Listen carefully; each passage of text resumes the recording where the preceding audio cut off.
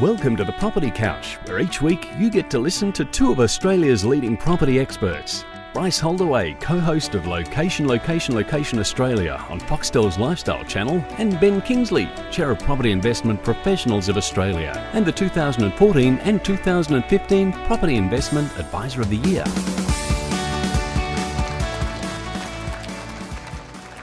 Hey, who wrote those bios, Ben? Hey, is that Ibis? Where are you? Hey, I think my mic is louder than yours. Oh, mine's not working. This is going to be great fun. Hands up, where are the podcast listeners? Wow, thank you. That's awesome. What about the rest of you? No? Why not? Learning, new to the podcast. All right, Ben. All right, I'm going to... so thank you, first of all, for coming along. I guess it's been a real... it's been exciting for Ben and I today because we did a talk earlier this morning and we got an opportunity to meet a lot of people afterwards, and it's really great. And one of the things that Ben and I take a lot of pride in with the podcast is our goal is to... Sure, we're business partners, we've got a business, but the idea of the podcast is to not sit there and plug our business. It's to try and give people an opportunity to learn what we've been doing for the last 20 plus years, and so that you can make better decisions when you overlay these principles, these frameworks that we talk about when we're on the podcast. So it's really pleasing, Ben, isn't it, that people are coming up and saying that they've implemented the frameworks and the principles, and it's made a difference. Well, what the best part about that is that the people are actioning it, because you know me, knowledge is empowering, but only if you act on it. You heard a story today, $2 million they believe that they've made from just following our principles, and that's exactly what it's all about. Yeah, it's exactly what it's about. They might be in the audience, so we won't single them out. But look, today we've got a very special guest. We've invited Greg Dickason from Corelogic to join us today. He's the Chief Technology Officer. And to cut to the chase, he spends all week in the big data, understanding all the metrics, how he can interpret those, and what that actually means for property. And I think for people who are trying to make better decisions when it comes to property, this access to big data is a really big thing. So if you just join me in welcoming Greg Dickason to the stage. Thanks, Bryce. Are we all on? Just so everyone knows. I think we might be, yeah, we are. We're good. Corelogic is basically the parent umbrella for other sort of products that you may be aware of, which is RP Data. They also own Residex. They also own On the House. They also own Valex, which is the valuation system that the banks use when you're getting lending. So they're the number one provider of data to also realestate.com.au. So we're talking about the biggest data house of information in Australia, residential property, and also the lending side. Businesses like ours use them, consumers buy their products, so they're a B2B, they're a B2C. They are by far the biggest in the space, aren't you, Greg? Yeah, thank you. We are. Yeah, so I guess, and for our listeners who aren't here, Ben, they'll be hearing us, they'll be listening to this Thursday, 3 o'clock next week. Of course, we're in front of a wonderful audience here at the Sydney Property Buyers Expo at the International Convention Centre, which is the first time. It's a terrific venue. So, folks, the format today is we're going to run through some stuff with Greg, hopefully bring some insights. But if you have some queries or questions that you want to find out, keep those, because Josh is going to run around with us at the end and get the microphone into your hand so that you can actually ask those questions. So we want to encourage and sort of stimulate some two-way discussion throughout. So is that okay? Awesome. So, Greg, first of all, let's get to know you. What exactly does the Chief Technology Officer... It sounds pretty cool. I mean, on a business card, that once was you got to impressive. see a chief, it always feels very cool. But then you get home and your wife reminds you that still got to take out the rubbish. We all get that, but we were talking before. But for the benefit of everyone here, what do you spend most of your week doing as the Chief Technology Officer? So a lot of what I do is look at what's going on internationally, so with companies like Google and Amazon and what they are doing, and then looking at how we can grab their technologies and the stuff that's coming out of Silicon Valley and turn that into real insights that we can bring here. Most of you may know that Google has launched really aggressively in the Australian market in the last couple of months, and they're doing some amazing things with things like machine learning. They're taking things like images and learning off the back of those and starting to even understand what the property value is by looking at something like an image. And we're doing those kind of things to say, can we actually give you better insights by just using our data even more and more intelligently? What do you think the time frame is for those types of things so that people can have access to that data, in real time? I think insights where you actually get given a score on the property and its yield and that, pretty much now. And then over time, even that's just going to get more and more advanced, especially with the geospatial stuff. There are now companies that are flying every week a satellite over Australia and taking images.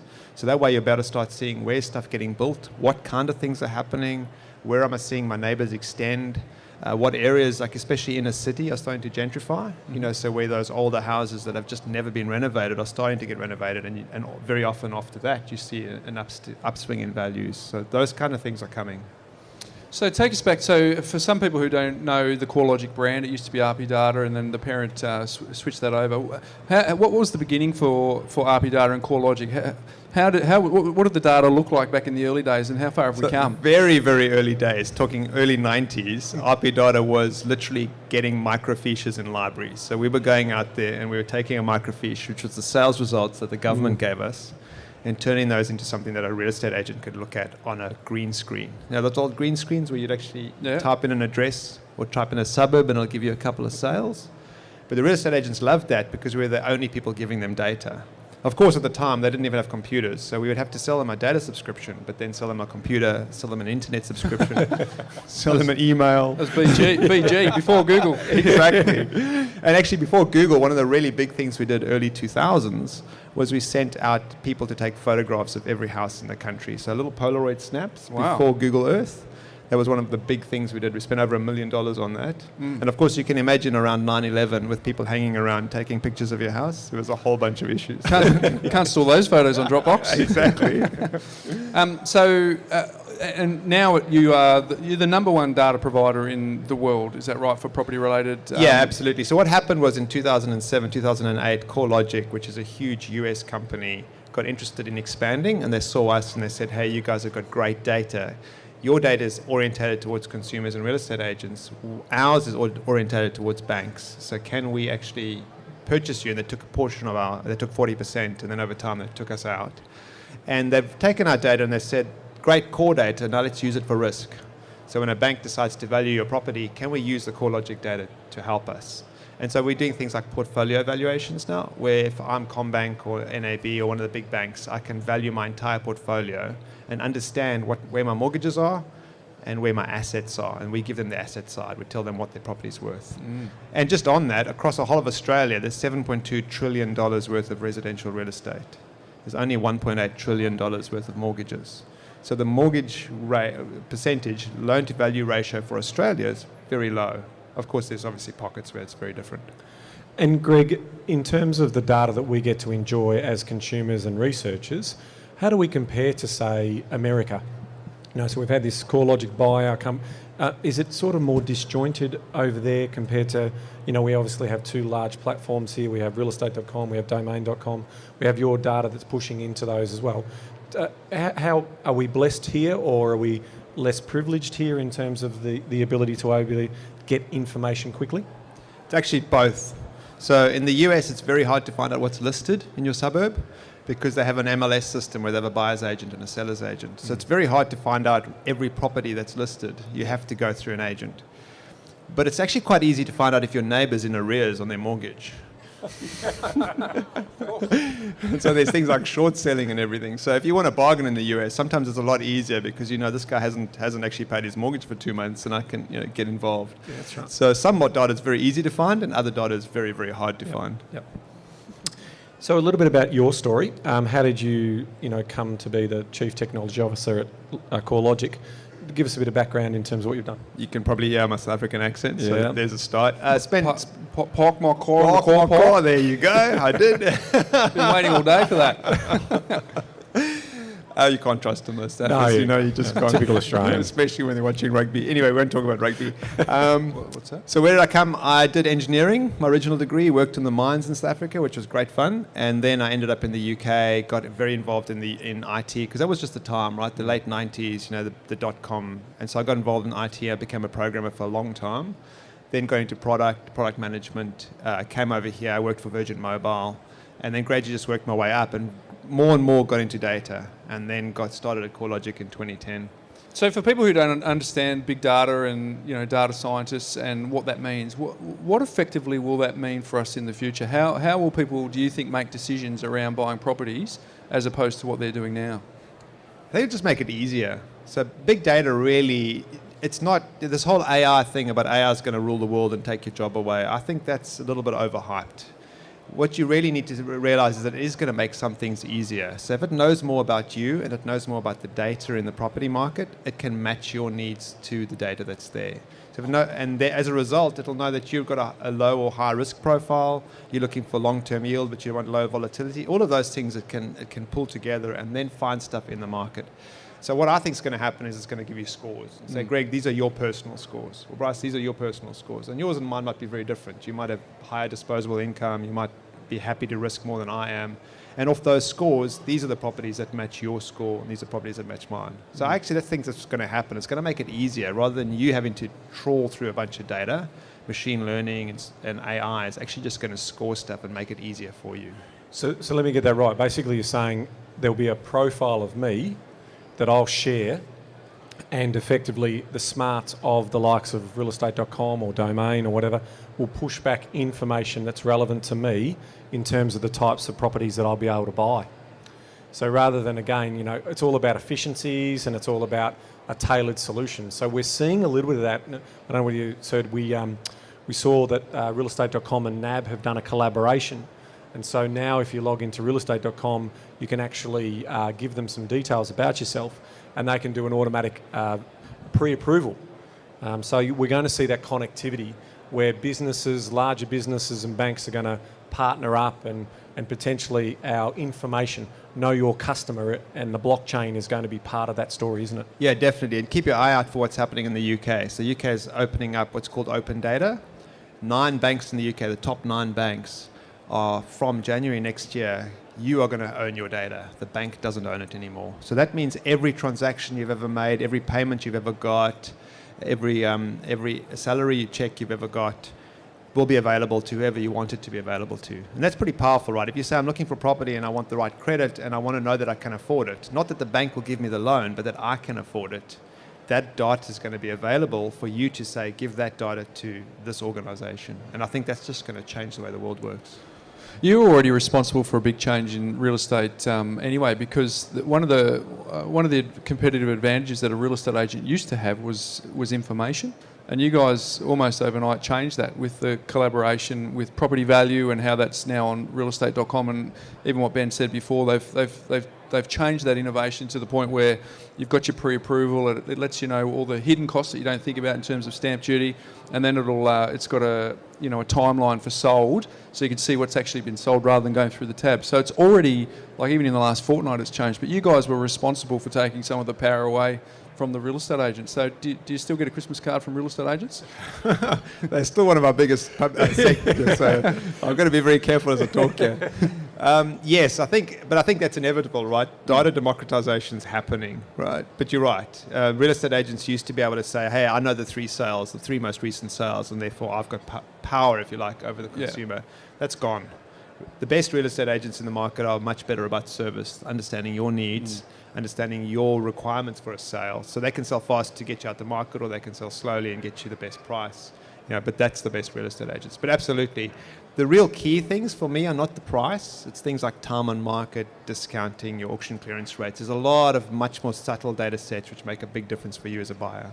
Yeah, we did a talk earlier today on hotspots and some of the key metrics, and we talked about those 3 that you just talked about. And for a lot of people, being able to analyse, like there's 16,000 plus suburbs. You take the unit and the house market's 32,000. So it's difficult for people to sort of keep records across 3 suburbs, let alone 16,000. But you guys can change that overnight with being able to get those metrics, so people can analyse that quickly, and they are leading indicators of where demand exceeds supply. Yeah, exactly. So work out where your yields are, especially your rental yields. I think that's a really important thing. And then obviously that time on market and what's happening to it. So Sydney was at 28 days a year ago. Now it's pushing up to 41. And that's a real indicator that the market is subtly changing in Sydney, right? It's no longer that you have to buy now because I'm going to lose it out. Yeah.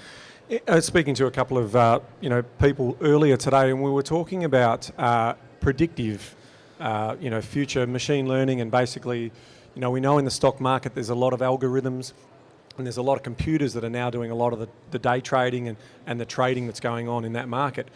there's obviously a lot of discussion around whether AI, machine learning, deep learning is going to be able to give us better predictions about suburbs and better predictions about future capital growth of particular properties. Now, I've done a lot of thinking about this myself, because obviously it's, we're in the business of trying to pick the best properties for our clients. And even though we're starting to see applications that are giving us indicative ranges of what a property is going to sell for, if we all have that data in our smartphones and we all turn up to the auction, and that smartphone's telling us that it's $780,000 is what this fair value for this property is, I'd be fascinating to see whether the 8 potential bidders all stop at 780. Because again, we keep coming back to the fact that the machine won't know what the human behaviour is going to do. And if it's a competitive environment, well, only one of us can get that property. So I don't see machine learning being able to take away the power of negotiation, the power of influence, and unfortunately looking after our simple minds when we buy with our hearts instead of our heads. No, I agree with you. And you cannot take a property and turn it into a set of numbers. You can get so far with it and give you an idea, but that view is subtly better than that one. They're both wooden floors, but that one's just a little bit better. That machines never. There's always going to be that level of human involvement that's just going to give you that subtle edge. But I think with the image technology that we are seeing, I definitely think again it'll all be about making our lives easy as researchers to find those properties. So we will be able to see. And you have a fabulous library of images, of internal images and external images. So we will see machine learning from subject matter experts determining what they think might be owner-occupier appeal and what mainstream appeal would be. We'll also see machines and these image technologies talking about whether this is an opulent house. They'll be able to measure the height of the roof, the depths, the natural light, whether the property's tired or whether it's brand new. And all of that information will feed into determining and scoring each of those properties. Yeah, there's a great little startup. We see a lot of startups. There's 5 or 6 a week that literally come to us. Yeah. And there's a great little startup in North Sydney that's creating the light score. And it'll tell you exactly how much light falls into every window of every house. Wow. And it gives you that by time of day, by season. It's just incredible, Cool. right? You look at that, just look at the floor plan and doing that. So back to your scoring, you could say, well, I want an apartment that's well lit but not too hot. It also does things like airflow through the property. So it says, well, this is going to get airflow. So it's quite incredible, those kind of things. That's very cool. Do you know the name of that one it's for our called listeners? Archistar. So ARCHISTARR. I don't know if they're in the market yet, but they definitely have some brilliant stuff. Watch this space. Cool. Yeah. So how do you guys collect the data? Because my team buys lots of property off market. That doesn't hit the portals. So how do you fill in the gaps of the integrity of the data once, obviously the advertised stuff, you guys are very good at that.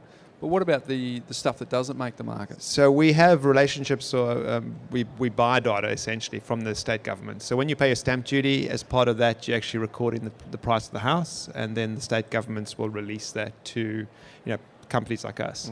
Obviously, we're paying for it. Depending on the state, sometimes we can get that very quickly. And ironically, if anybody here from South Australia, it's the number 1 state in Australia for getting data out, whereas the worst state at the moment is Victoria. Wow. We've got other more important things like sipping coffee. Well, there you go. But if anyone's interested whether you can actually buy that data, as individuals, the price of the data is astronomical. I actually inquired about, it would have been about 4 years ago, to get the backlog of data for every property sale for every house in New South Wales. And it was $600,000 for that data set. And if I wanted that data set on an annualised basis at the time, it was around $190,000 per annum. So what happens is people like Corelogic pay millions and millions of dollars and then obviously on-sell that through the products and services that they deliver. And we're just seeing superannuation funds buying some of these titles offices. It's fascinating to sort of see. Oh, that's incredible, yeah, right? That's crazy stuff. I mean, so basically these super funds are saying if data is the new gold, they're buying the rights to own this data to then sell it to us. So, all of this stuff that we see free today and some of these insights, unless we sort of build a community where everyone shares their information of what they paid for a house, we may have to pay a little bit more for that into the future. Absolutely, and because it takes so long, that's why we spend so much in getting it earlier. So speaking to real estate agents, we send people to auctions, literally go and stand at the auction and get the auction result. And that's because we want to get it out. Because for us, the best market is an efficient market. An efficient market requires information. For you to make the right decision, you need as much information at your fingertips as you can. We need to get the property market as close as possible to the share market in that way. You'll always have the human element, but you want to be confident that the decision you're making is the right decision. Fantastic.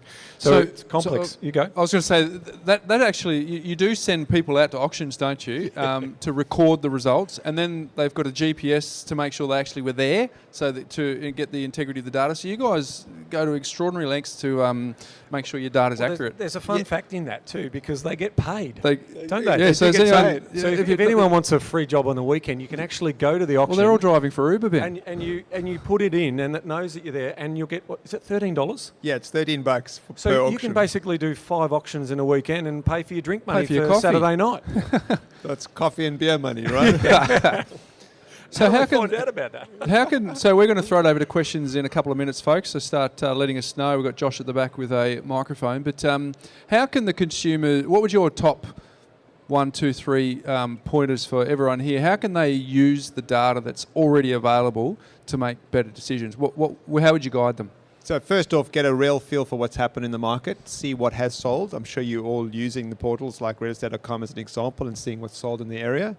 Once you know what's sold, then have a look particularly at that property that you're interested in. Have an idea of its relative quality to what has sold.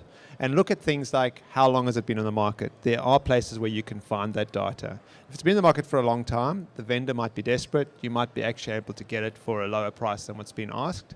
Don't necessarily listen to the real estate agent. Their job is to work for the vendor, not for you. And they're doing a great job. No. Okay, maybe themselves. But either way, the job really is you need to understand you need to take your own advice. And for me, that's time on market. Look at the auction clearance rates in the area, how long things are taking to sell. If it's a big auction area, that's the other point actually. If you're not in a Sydney, Melbourne, and a place is for auction, it may be a mortgagee in possession. Sometimes mortgagee in possession properties are required to be sold by auction in an area in which auctions are not a great way to sell. And that can often be a real flag for you to buy property. And I actually did that. I bought a property mortgagee in possession auction. Sorry, did I answer your question or did I go off track there? Just keep talking. Do you measure the auction clearance rate yourself, or do you rely on other people measuring it and then you just report it?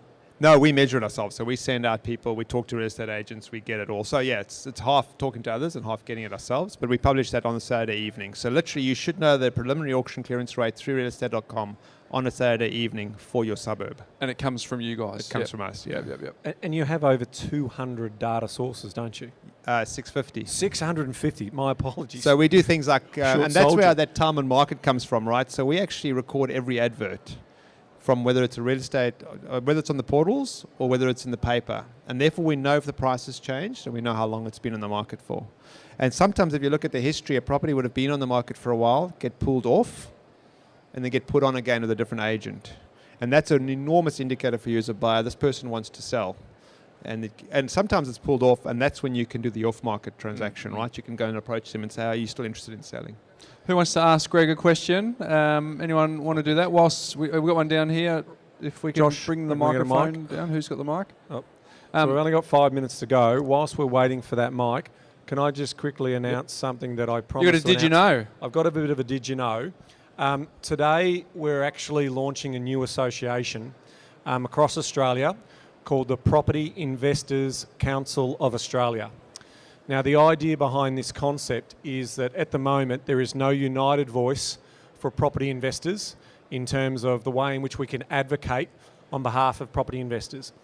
So we're seeing governments make decisions around costs, negative gearing and those types of things, and there's no one other than obviously Pippa who's lobbying very hard, but there's over 2 million property investors in Australia. And so we want to unite those 2 million property investors through this new membership association. And it's going to be built for property investors, on behalf of property investors, and run by property investors. So it's not going to be an industry-led association. It's going to be you and me as property investors who will be able to get that into the marketplace. And of course, the more members that we have, the more influence we have in terms of advocating on behalf of our best interests. We spend hundreds of millions of dollars in terms of building economic output and also trying to provide well-being for our families And this is our opportunity to also make sure that we're at the decision-making table when governments are looking at developing policy. What we don't want to do is see policy that can potentially impact our investment returns and potentially not allow us to do what we want to do, which is help people get into property and also provide affordable rental accommodation as well. So if you go to the website, which is www.pica.asn.au, and all the information will be in our show notes, and we're asking for expressions of interest, because this is going to be run by property investors, not by businesses, that we want to set up a board, we want to set up state councils, and we want to set up area representatives. So effectively, we want to have a grassroots strategy to be able to look after our investments for today and into the future. So I think that's an important initiative. We've been working on it now for a long period of time. And so if you're interested in applying for a seat on the board or to be part of the council or to just general volunteer, you can go onto the website and give us your information, and we'll be in contact with you shortly. In terms of membership, it's incredibly expensive. I don't think any of you will be able to afford it. It's $5.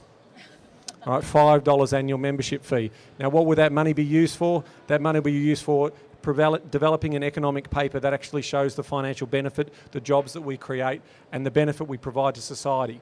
Okay, and then there's also other research that we want to put out there on behalf of property investors. So if you can get behind that, I'd be greatly appreciative. Great initiative, Ben. pica.asn.au. Now we've got a question down the front here. Yeah, before we throw to questions, ladies and gentlemen, please give the gentlemen here a round of applause. Ben, Greg and Bryce. They've been very generous with their time. I know there's a lot of Property Couch fans in the crowd. They'd love to ask some questions.